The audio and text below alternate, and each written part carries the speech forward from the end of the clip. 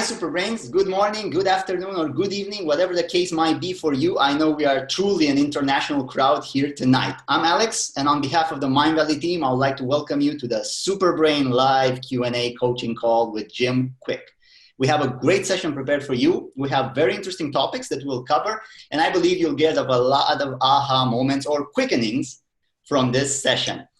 That being said, and without further ado, let's welcome directly from Malaysia, from the Jedi Council office in Mindvalley headquarters, a man with a 10-foot Hulk in his backyard, who the best-selling author Stephen Kotler calls a superhero whose superpower is learning itself. Our wonderful and inspiring superhero teacher on this journey, Jim Kwik. Thank you to all the super brains out there. How's your brain doing today? How is your brain? I'm excited about this. And I want to also congratulate everybody on making it. I'm so excited and so proud and honored to be on this quest with you. And I'm hoping that you know that this is not the end, but this is just the beginning. So it is super.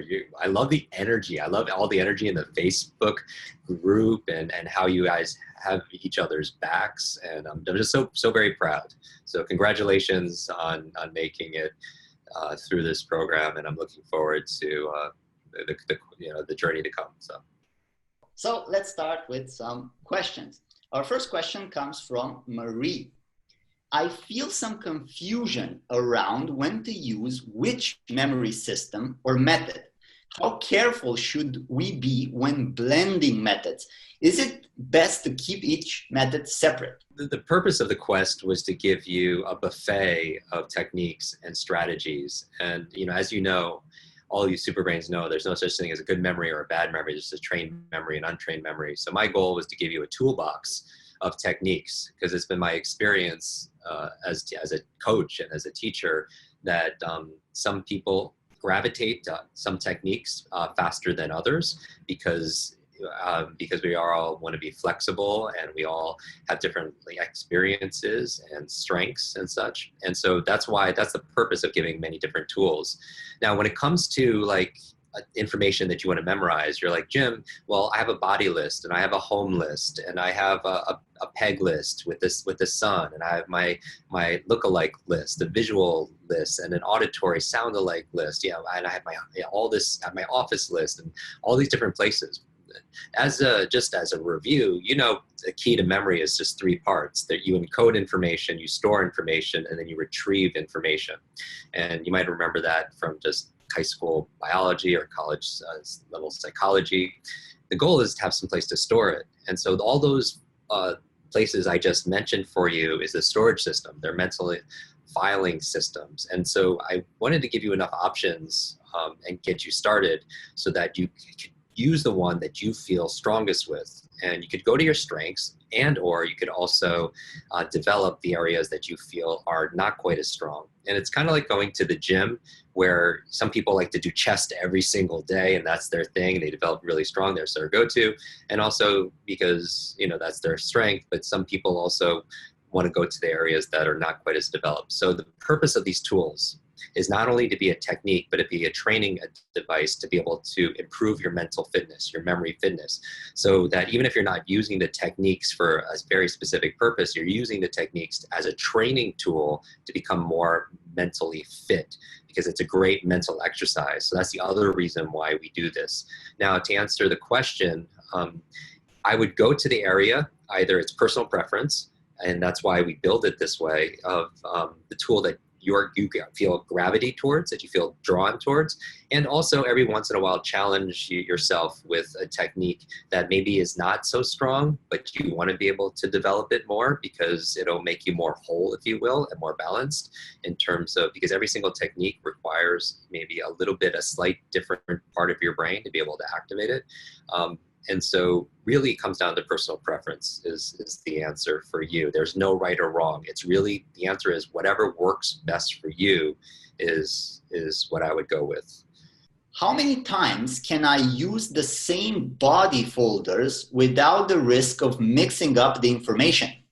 It's different for each person, all right? And so for me, I use the body list every single day. And a lot of it comes your effectiveness comes also with practice. And I know this from reading a lot of what's going on in the Facebook group, that some people had a challenge because sometimes they blend occasionally. Some of the information overlaps for them. And then I noticed that over time, they become more and more clear because it's coded by place, but it's not just by space, but also by time. And so the more you do it, the better you get at it. Now, that being said, I don't use the body lists more than once a day, typically, because I have so many different lists. I mean, I have upwards of 100 plus different places. So I could use different, like even right now, I'm in Malaysia, right at Mindvalley headquarters. And even where I'm staying, I was like, oh, that's number one. That's the first place and the second place and the third place. And now this whole, headquarters here becomes a new place for me. So I really enjoy making new places. And so I would say that use it as frequently as you like, where you don't have distortion. Maybe for you, it's every day, maybe it's every other day, or maybe it's once a week. And also use this as an opportunity to challenge yourself to be able to go and actually create new places. So it's just not static just for your body list. Get creative around it and make other lists also as well. And again, by doing so, you're also exercising your brain. You're exercising your imagination, your visualization, your creativity, your focus, all these mental muscles, which will benefit you in all other areas of your life. Do you have any tips on how to get good at coming up with pictures for words, numbers, etc.? A good portion of the techniques we teach in Superbrain have to do with your visual recall, because your visual cortex is larger, why you tend to remember faces than you do with names and things that you hear, for example. So that's why a lot of it is based around imagination and visualization. Now, some of the techniques are more sound-alike or rhyming, or the alphanumeric code, are based more on sounds. But visualization definitely plays a big role in a lot of mnemonics. And so the question is how do you turn things into a picture, right? That's the ultimate tip as a review, TIP, turn into picture, because if you can picture it, you're more likely to be able to remember it. Now, what I would recommend as one exercise, this is an exercise really in creativity. And I find that sometimes that if we get a little bit, some people get a little bit stuck on this part of the process, turning something into a picture, whether you're learning another language or you're learning somebody's name, you want to transform this person's name into a picture or this word into the translation for a language. The goal is just to come up with something that's close, right? You're never going to get something that's perfect, especially if it's more difficult words, because if there was one, it'd be a lot easier to be able to remember. The goal is to be able to make this easier for you and also faster for you than rote memorization, because that's the default when it comes to our education. Most people learn something just through repetition. And the goal here is to be able to add intensity to it, add imagination to it, so you don't have to do as much repetition. And so when you have to take a word and turn it into a picture, remember you don't have to make it perfect, because I feel like that belief keeps us from coming up with something that's close.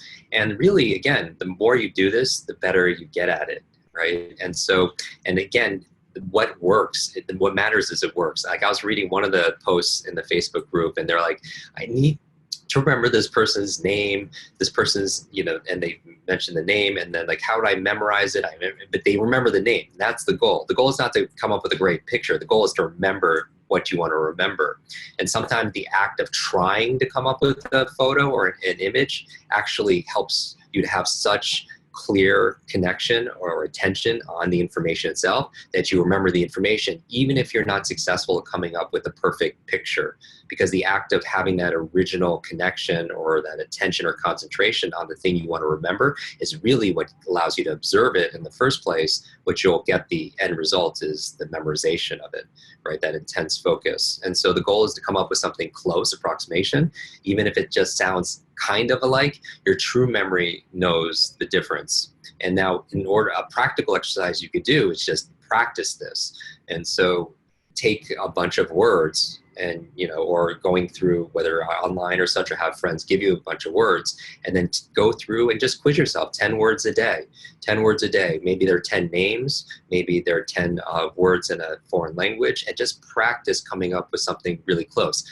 A real practical way of doing it is, remember, I break it down into syllables. If when in doubt, break things into syllables and take the word Like, let's say you want to remember Albuquerque, right? Then break it down into Albuquerque, and then come up with individual images for each of those. So when in doubt, just break it down into individual syllables and come up with something close. And that's a great starting point.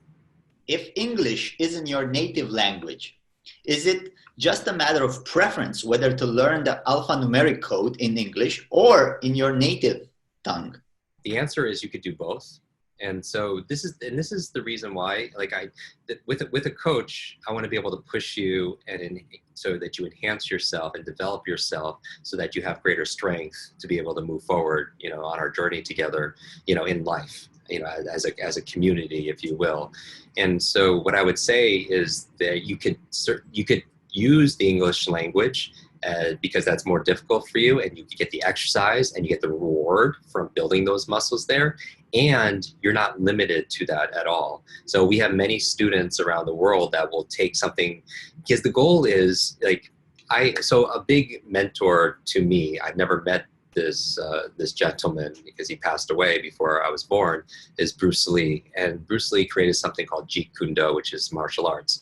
And he had this idea where he didn't like certain dogma or structure. He wanted it to be just structured enough but still flexible, so it's very practical and went out on the streets in the real world. And I want these memory systems, these learning systems, to be the same for you. I want to provide enough structure that you have a field of tools and experience, but also some flexibility also as well, so you could use it how you'd like to be able to use it. I mean, it's the biggest joy for me to read your comments there. And, remember you saw the thread where people say, oh, I could use this for remembering jokes. And this is how my child's learning this part of the periodic table and everything, because you're developing and going above and beyond what I taught in the quest. And that's great, because you can innovate together and you're sharing information with each other. And so I love it, because half of that, I feel like the value is me coaching you, but the other half of the value in the quest is you coaching each other and leveling each other up. And that's one of the benefits of, like, a lot of stuff I've learned, for example, are from my students, because they far exceeded me in certain areas, because that's their industry or their job or their passion. And then they share that knowledge with everybody else. And that's how I've developed this also as well.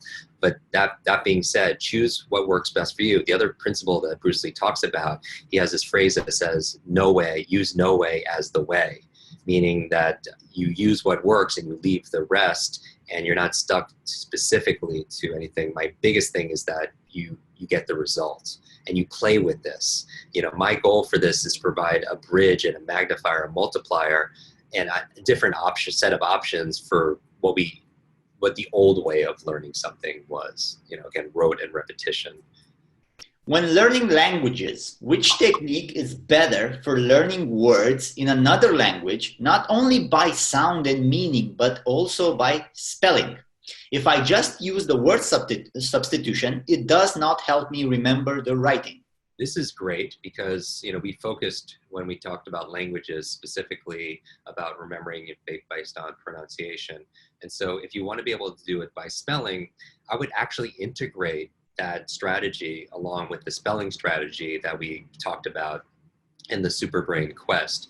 And one of the things was using, and now remember, this is an accelerated learning program. It's a meta learning program. So it's not just based around memory. We put a big focus on memory, because there is no learning without remembering, right? There is no, everything is rooted back to human memory, because what's the point in learning something if you're going to forget it the next day? So that was the point of building the super brain, with the memory as the foundation.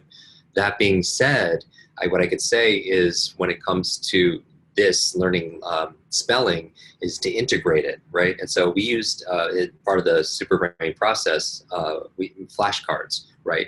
We talked about how to be a great speller and writing it down on flashcards. So what I would take is that foreign language, whatever language you happen to be studying, write it down into a flashcard.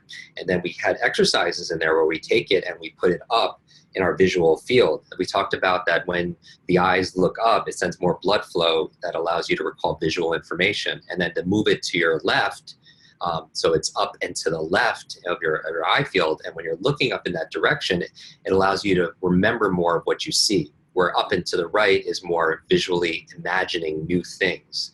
And so one suggestion on how to learn what you're specifically writing is to write it down. So you have the kinesthetic memory with your like the physical muscle memory of writing it down, because that's part of it.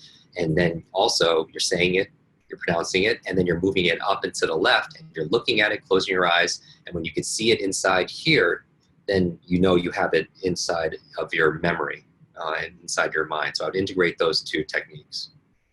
Many of the test exercises require speed to process and store to memory. How can one improve the speed of memorizing things? Is there a technique for transforming short to long-term memory? Part of what we're training here is the promise of it is speed, because as we grow older, one of the things is the challenges is we tend to slow down, just like our physical body, right? As we age, our physical body tends to slow down in velocity, and so we want to be able to counter that as much as we can, similar to like we handle gravity, right? We exercise because we're countering gravity, the weight of it, because we never just want to be lying on the floor and just and submitting to it. So when we push against something, we grow stronger. When we push against something, we grow faster. And so whether it's remembering people's names, for example, which is a situation that comes up a lot, right? People are coming to you and they're introducing themselves. And I know there was a question on this that I read in the Facebook group. It's like, hey, you meet 15 people and hey, you get like 10 seconds in between all of these people. Where do you get the speed? Now, I would say two things: that you control the environment as much as you can, so you could pace all of the names. So if you can, spend a little bit more time on each person and really be present.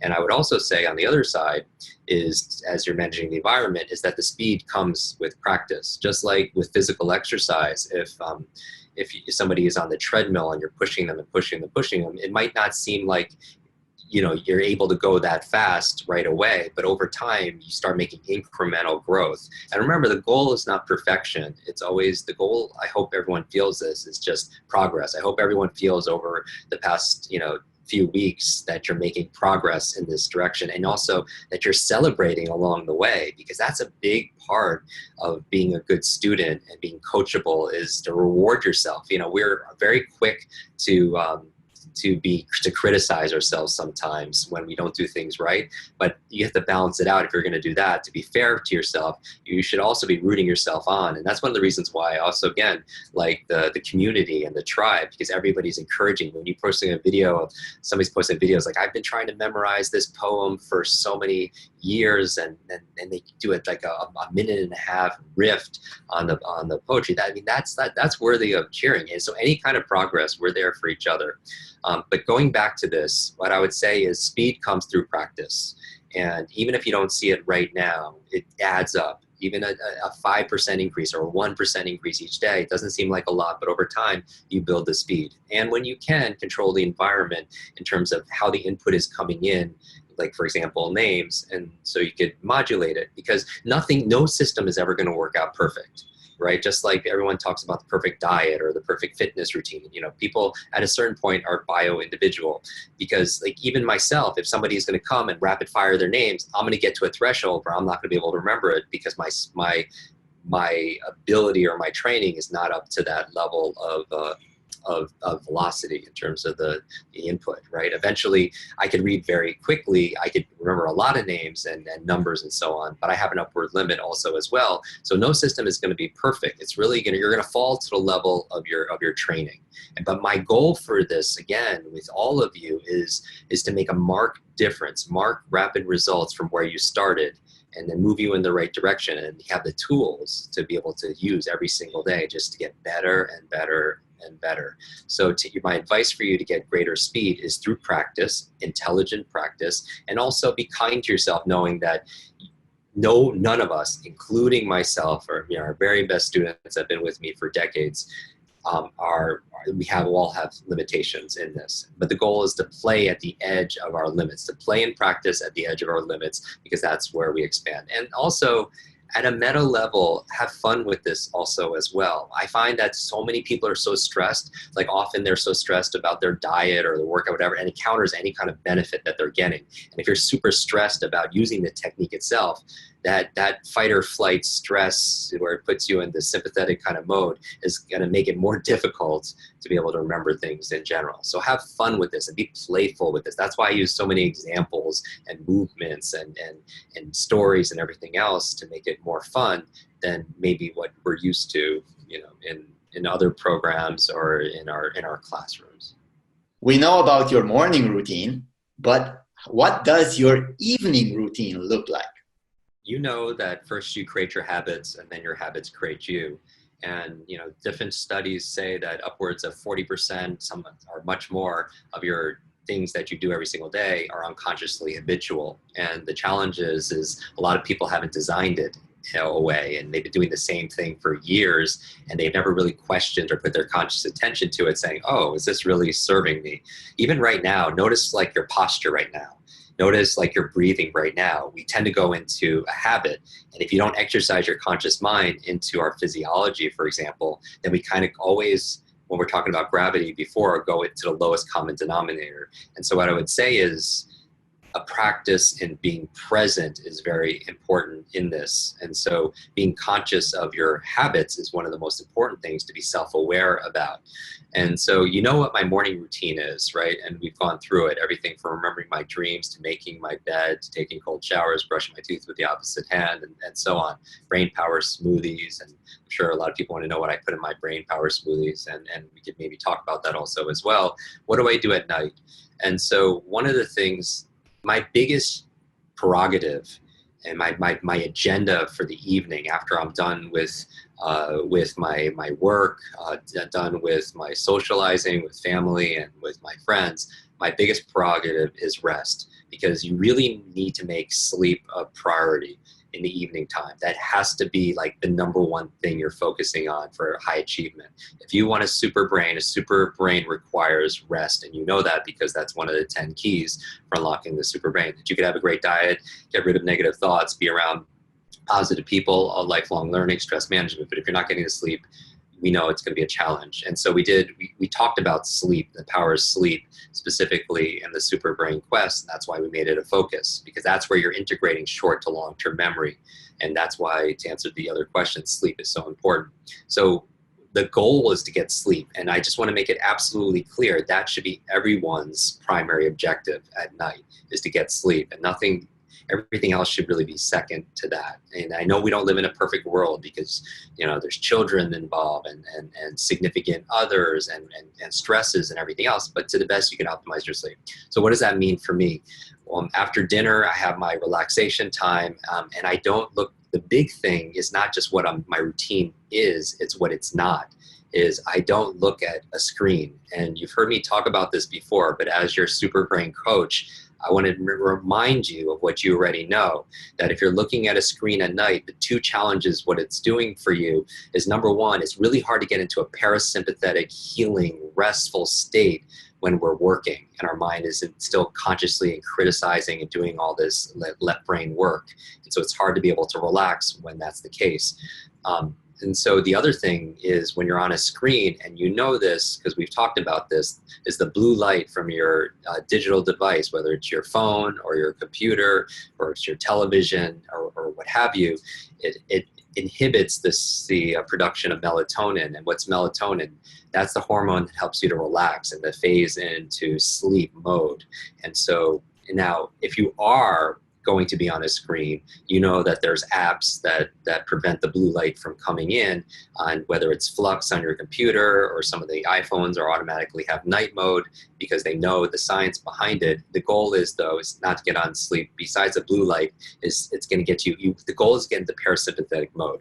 And so to optimize your sleep, we talked about some of the things in terms of blackout curtains, in terms of Epsom salt baths, but you definitely want to create a nighttime ritual, because as soon as, when we talked about habits, remember the formula for creating new habits. It's BMAT, right? The behavior is the habit you want to create. And you can apply this towards anything, right? The behavior you want to create, which is the habit. The M is the motivation. So you want to, that's why I'm talking about how important sleep is, because that's your motivation for not being on your phone or not watching television late at night and doing all those other things. The A is the ability, right? Your ability, the practice, and the training to fall asleep and stay asleep. And then the T is one of the most important things. T and BMAT is the trigger, is the reminder of what puts you into that state. So why not stack a bunch of triggers there at nighttime to help you to go into sleep? For some people, it's taking a nice bath. For some people, it's meditating. And both of these things are in my nighttime routine. I meditate, and then I also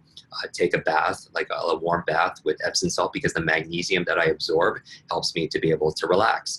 And another thing that I do is I write down, and this is science. There's been lots of research done on this, that if you want to get a good night's sleep, a better night's sleep than you normally would, they did studies where they have people think about like all the things they had to do the next day, and they had people just write those things down. And they found the people that wrote down their to-do list for the next day, the night before, got better sleep quality.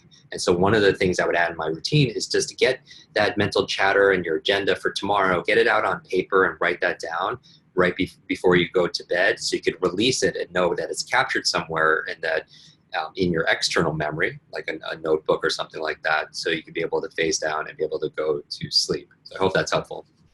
I would also say, just by the way, since we're halfway through this Q&A, is if you can, just with me, take a quick brain break and still stay with me here in our quest, but just stand up and just move your body a little bit. Maybe we could do this right now and just remember the 3 things that we're doing, because this is really the Pomodoro technique, right? Every 25, 30 minutes, an hour at most, take a break, because it helps you to consolidate the information, right? And so what I would like you to do, if you're willing to do this, is just shake out your body with me. Just get some movement right now. And if you can, glass of water. Because hydrate. So the 3 things I do at a brain break, it's just a few minutes, is I hydrate, I move, and I breathe. So let's do this. Just move your body, shake it out a little bit, and take a deep breath. And exhale. Take a deep breath. And exhale. And one more time, deep breath.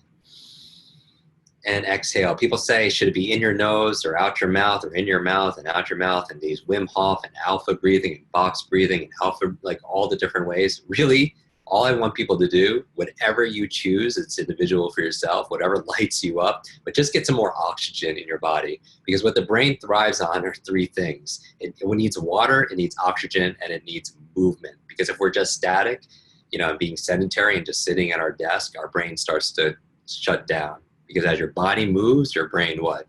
Your brain grooves, and you know that. So shake out your body. If you want, you could do your super brain yoga if you like also as well. Because also when you move also, you create more brain-derived nootropics, like where you can make more connections, right? And so the movement is actually good because it feeds your brain also as well. So we practice this, and we're never perfect about it, but the more you can do for this, the better you could get at it also as well. All right, let's keep going. The people that are behind, so don't worry about that. The quest will not disappear from your accounts. As long as you have a Mindvalley account, you will have access to the entire content, so you can review at will or whenever you have time. How to refocus on work once we get distracted. Yeah. So refocusing is very important, because studies show that that's why multitasking is something that I really, for the most part, encourage people not to do. Because the research done is that you're not actually multitasking, doing 2 or 3 things at once cognitively. I'm not talking about like walking and thinking about something, but thinking about things. We can't do more than one, right? And so the challenge is when you multitask and you're not really doing that. They call it task switching, when you're going from one thing to another, and it takes anywhere from 5 minutes, maybe upwards of 20 minutes to regain your focus. So how can you regain your focus faster? I'll give you 2 tips on how to do this.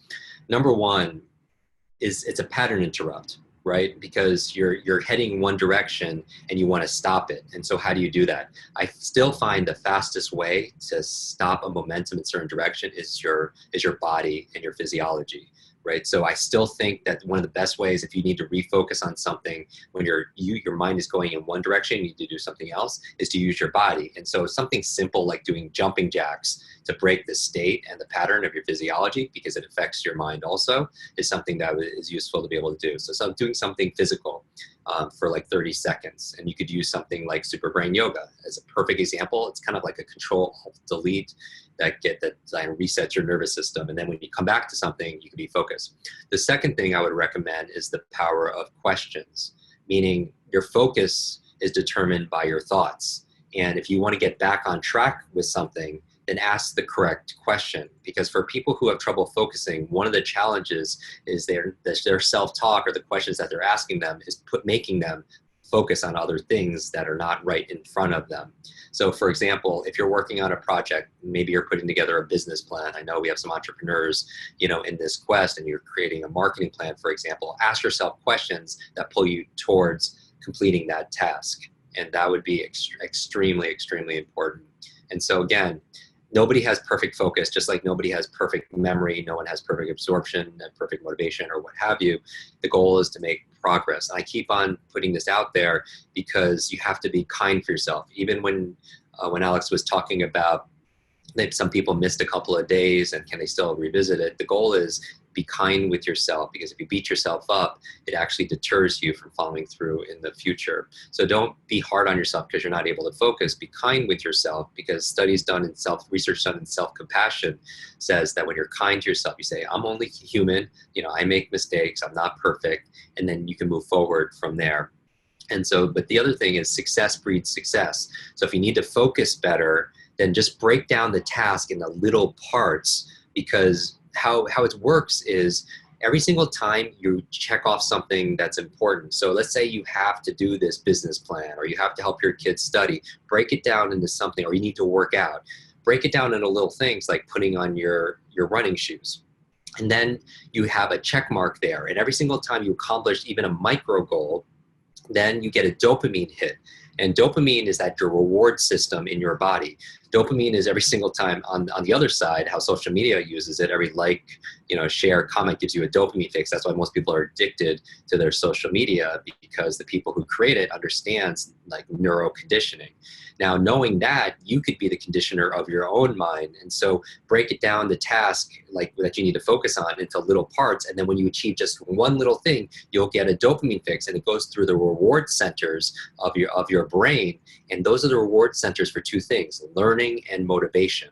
So when you break things down into little parts, instead of waiting to finish the whole thing to give yourself a aha, reward yourself by breaking it down to little things. And they're like, oh, there's a check mark, there's a check mark, there's a check mark. And you get these happy chemicals inside of you, and you're more likely to continue it. That's why when we say success breeds success and success builds on success, that's what we mean. It's creating positive momentum through the dopamine receptors of the brain to give yourself a reward, to know that you're going in the right direction. And that will help you to focus.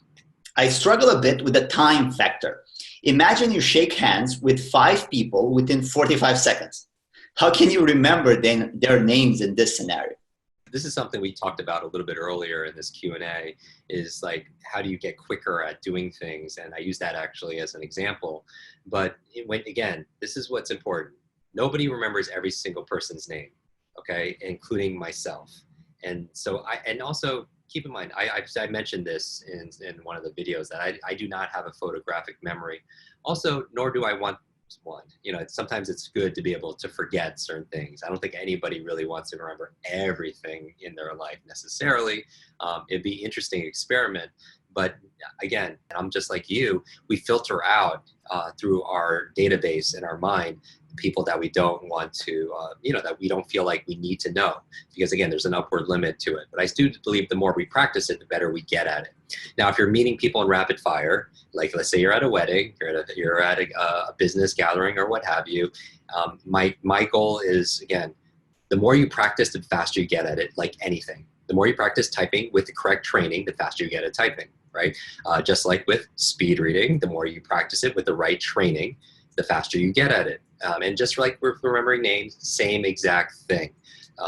So the more you practice the B-SWAB or the FDR technique or MOM or all the different techniques we talked about remembering names, the faster you get at it.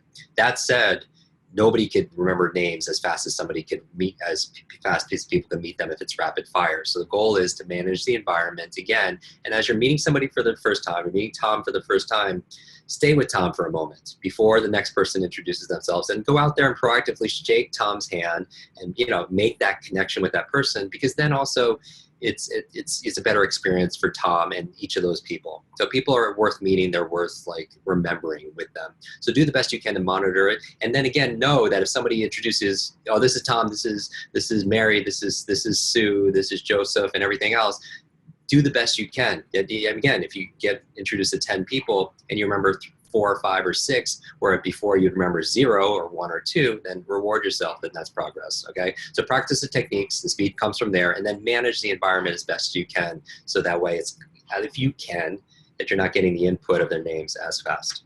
What's in your brain power smoothie? Can you give us some specifics? Yeah. So my brain power smoothie changes every single day. So for example, I'm traveling right now. I am in Malaysia at Mindvalley headquarters. It's one of the most amazing offices I've ever seen, full of literal superheroes. I mean, I'm actually in a Jedi room, and there's a Yoda and an R2-D2 here. I mean, it's awesome. But they have blenders here. But I didn't travel with all my ingredients because I've been on the road a lot. And so I don't have every single one of my ingredients. And I went to the food store, and they didn't have some of the things I would normally put. So it's always variable. Plus, what's really important is, going back to routines, I like routines, and I also like novelty, because for 2 reasons. Like I do have my morning routine, but I don't do every single thing all the time, because I like to make it variable a little bit, because it's always a balance, and there's no right or wrong. It's like anything in your life. It's like you have all these friends. What's the exact amount of time to spend with this person, this person? It's really personal preference. But what I know is I always have structure and flexibility. Those are the different sides of it. And so yes, I have the structure of my morning routine of the 10 or 12 things I do to jumpstart my brain, and I want it to be still exciting for me also as well, because I don't want to be bored with my routine, if that makes sense. Because as Human Needs talks about, I think Tony Robbins talks about this, people have a need for certainty, but they also have a need for uncertainty. So you want to keep it fresh, right? Even a relationship, you want to have certainty and trust and love, but you also want to have uncertainty, you know, and passion and excitement and such. So that being said, when it comes to your routines, I vary it a little bit, because I never want to get, and also from a biological standpoint, I want to vary it also. Just like when people take supplements and everything else, your body could get used to certain things. So I cycle off certain things on a regular basis. And I think again, talk to your nutritionist, talk to your health practitioner. But I think, and many of you are coaches and know a lot about health, you know that it's important not to do something every single time. Now, the ones I do on a regular basis is still oxygen and water. I mean, the real fundamentals to human physiology, but I don't take the same supplement, for example, every single day. I'll do it for X amount of weeks, and then I'll stop it for a couple of weeks, and then I'll come back to it, because certain things, I don't want my body to be habituated to it, and some things, you know, can produce itself and stuff like that. So that being said, with my Brain Power Smoothie, I don't put the same exact ingredients every time for 2 reasons. Number 1, I don't want my body to get habituated to certain things. And number 2, I don't want to get bored drinking the same thing every single day, if that makes sense. And now, again, there's not the perfect, I don't want to be so obsessed about getting every single nutrient right, because I would never have a life, and I'd be so stressed about and anxiety around doing that. Some of the key ingredients I put in there, and you know this because we talked about my top 10 favorite brain foods. Now, these are my top 10 favorite brain foods. Just like the images I use for different names and numbers and words and foreign languages are mine, my goal is to give you enough examples to find what's yours, because it's cultural. It depends where you live. Like, you might not have fresh avocados where you live, right? And so that might not be something that's practical for you. But typically in my Brain Power Smoothie, I use a base. And so it's either water, structured water, or it's almond milk. But it's something that I like. So I'll soak almonds at night, and I'll make fresh almond milk in my Vitamix. But again, being here, traveling, I didn't have that option. So I use almond milk, but I already use clean water as the base. I put green leafy vegetables in there because I like that personally, but some people don't like their greens, but it really works for me. I put in half of avocado in there also as well. Now, for me, I don't have a sweet tooth, but I also don't want things to be completely alkaline for me in terms of my personal preference. So I do put a little honey or some kind of sweetener that works for me. But some people, they want to avoid sugar because they have candida or something like that. Again, I don't want to be the guru here. I want to be a coach for you to give you some ideas and some foundations, and then you customize this towards your life, towards where you live, towards what options there are for you, towards also your particular diet. Because I know some people have very strict diets. They can't have gluten, they can't have sugar, they're vegan, right? So that but my goal though is get the freshest possible, most organic sources, because I do know how pesticides and certain things could affect your nervous system and your brain. I like blueberries. Sometimes I'll freeze them beforehand to make it a little bit more chill also as well. I don't put a lot of banana just because I don't like the high sugar content, but some people like that also as well. And in terms of brain nutrients, I mean, some people will put like some maca or some superfoods in there also as well. Some people like cacao because it boosts your mood, and if you're going to do it, I like the dark cacao that's raw and stuff. I put it into a blender, but if you're asking me what exact dosage, because that's how you are, you're very left brain. For me, it's never measurable. I just put like a spoonful of this. I kind of eye it for me because I just do it. For me, there's some pleasure for me, but I just mainly want to get some nutrients in my body, and that's my main goal. And so it's a mix, but I vary it up a little bit. If you follow me on Instagram, which I know many of you do, I recently went just down the street and there was like a gut bar. I put a picture of it on Instagram because, some people say your gut is your second brain. And so that was mango, and that was coconut kefir that was in there also as well, with the probiotics, the good probiotics that feed your gut also as well. But I vary it a lot also.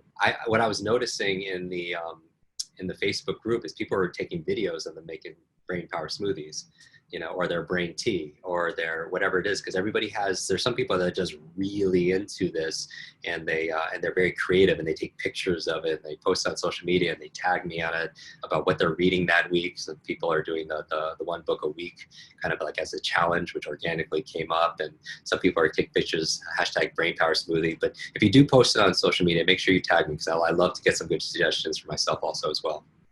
How much do we need to practice this as in like all of the techniques to be able to master it? And we should also, Alex, maybe talk about what people could do post-quest, and because those are probably the most important things that we do.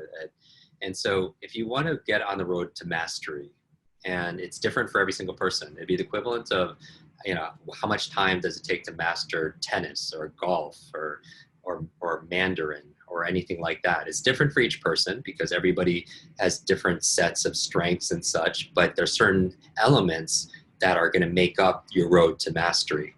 And so there are a number of things. So what I would say is the keys, without coming up with your own personal program, because that's actually what we're going to be talking about maybe over the next few minutes, is I'd like you to be able to, again, not make this the end, but make this beginning. I mean, you've come so far where you are now, and imagine how much further you could go. I mean, people could make some big breakthroughs in 30 days. And I feel like a lot of people, they overestimate what they could do in 30 days, but they grossly underestimate what they could do over the course of a year. I mean, imagine how far you've come over the course of 30 days and what that could look over the next 60 days and 90 days and 120 days and 150, 180, 210, 240, 270, 300 days, 330, 360, right? Imagine forward going ahead another 10, 11 months.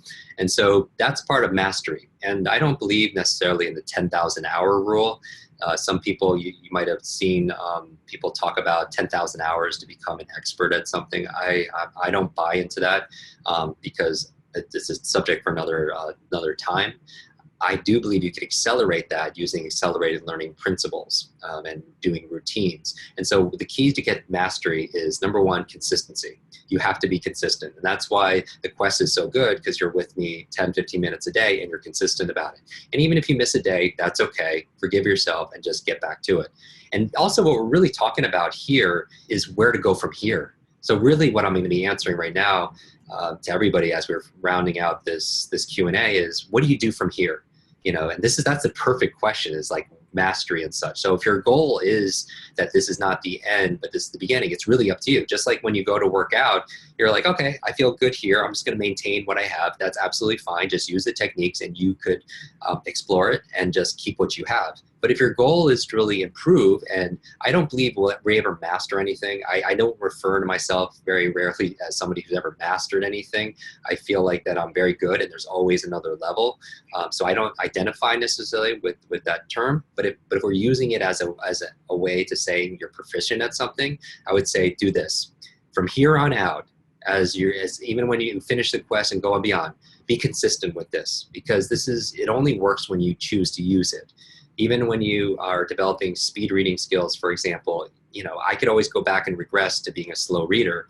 And when I employ the techniques, all of a sudden I'm a fast reader. Remembering names is the same thing. So be consistent about it each day.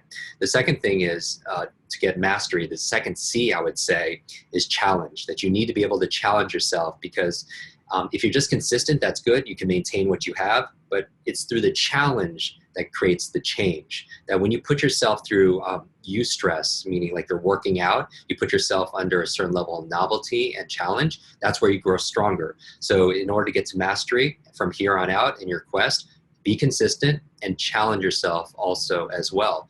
The third thing, what I would say that accelerates this, also as well, is you're getting the competency. Develop those competencies. So go back in your quest and look at all the different techniques. And you don't have to use every single technique. That's not the goal. Nobody uses every single technique, because some of the techniques will maybe serve you. And your perspective could be, I'm not really good at the alphanumeric code. Let me get better at it. So your attitude could be one of two things. It could be like, that's not for me. It doesn't really resonate with me, or that's not working for me. How do I get better at it?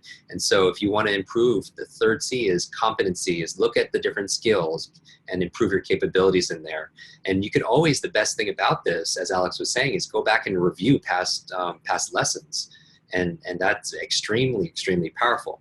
The last C that I'll give you right now is clarity. Clarity, meaning that clarity of your goal and your outcome. And so I would say that instead of just having consistent and challenging yourself, for example, and increasing your capabilities, be clear on what your goal is. Because when people come to me and say they want a super brain, I was like, okay, what is a super brain for you? What does that look like? People say like they want to have a better memory. Well, where specifically is your memory failing you, and where would it help you to have a better memory? Is it in your relationships? Is it in your sports? Is it in where you parked the car, where you left the keys, remembering names? So get very clear and set goals, and ideally, let's make it measurable together. Meaning that when you're clear on your goals and your outcome, then you can know whether you win or not. Maybe your clarity is, your goal is to be able to learn another language. Maybe it's to pick up a new sport. Maybe it's to X and to be able to write Chinese characters or what have you.